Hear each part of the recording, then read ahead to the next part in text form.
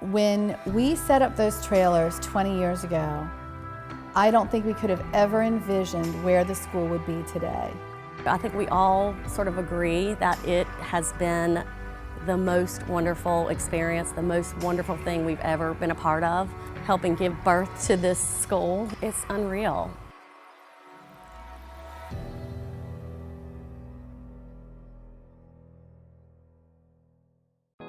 We did not want a traditional school. We wanted something where the children were actively engaged in their environment, in a small environment where they would get a lot of teacher attention. It was brand new to the area. There wasn't really that offered anywhere. Essentially, there were 5 people sitting at a table at Beth Everett's office with a dry erase board and a blue marker saying, what do we want the school to be? And we all just kind of looked at Barbara for guidance, and we didn't really know what we wanted.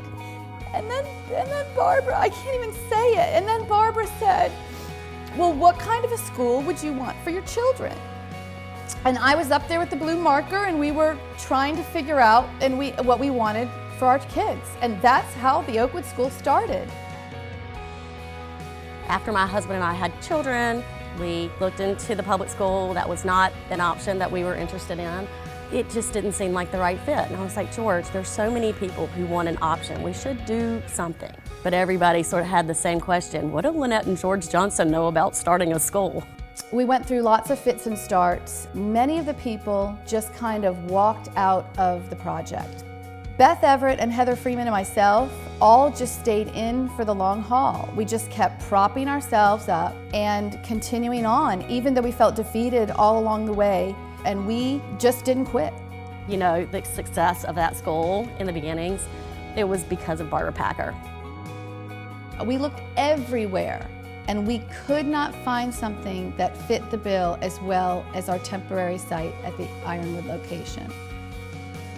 We were ordering modular units to be on this property, volunteers galore coming in to help build this star deck that was amazing. We would overhear people in the community talking about how they would never put their kids in trailers. And Barbara said at the time, look, bricks and mortar don't make a school.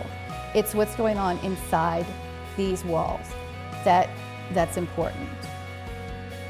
I remember that first day of school. It was like one of the most exciting days of my whole life. Taking pictures of everybody walking into those classrooms, and I remember like tears just streaming down my face. The honest truth is that we wanted the school to grow. We thought we had a great place going here. We loved what we were doing. We loved watching the kids engaged in the classroom.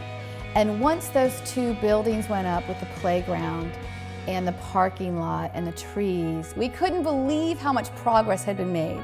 And we credit the parents and the faculty and the principal, everyone, the head of the school, for making this happen and growing the school.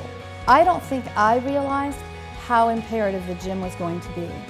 When we decided to add on the gym, I think I even questioned, why the gym next? Why should we put money into the gym? The gym did so much for our school in the sense that it made us a gathering place for the whole school. We added a stage to the school. We added a place for other schools to come to and compete against us.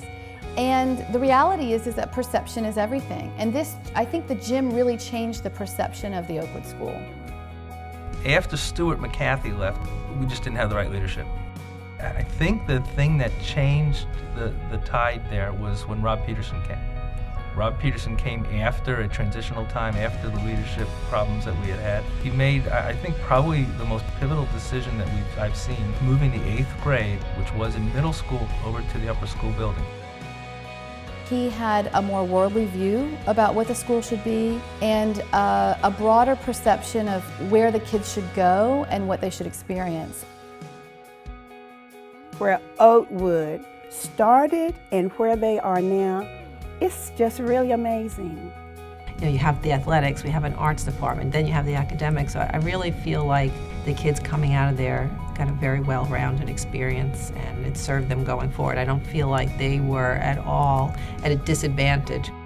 I personally, and I speak on behalf of everyone who helped start the school, we need to thank the people who are here now working really, really hard to keep this school as great as it possibly can be for our kids. It blows my mind, the growth of the school. I'm so proud to have been a part of it.